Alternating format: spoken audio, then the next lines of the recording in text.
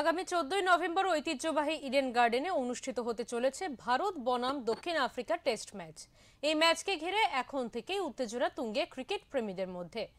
এরই মধ্যে কলকাতায় পৌঁছে গেছেন ভারতীয় ক্রিকেট দলের কোচ গৌতম গম্ভীর, সঙ্গে রয়েছেন দলের তারকা ক্রিকেটাররাও শুভমান গিল, ওয়াশিংটন সুন্দর এবং জসপ্রীত বুমরা।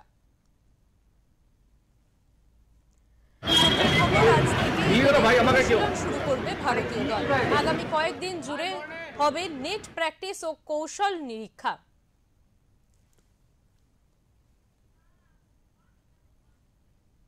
শহরের ক্রিকেট অনুরাগীরা ইতিমধ্যেই অধীর আগ্রহে অপেক্ষা করছেন ইডেনে আবারও টেস্ট ম্যাচে রোমাঞ্চ দেখার জন্য।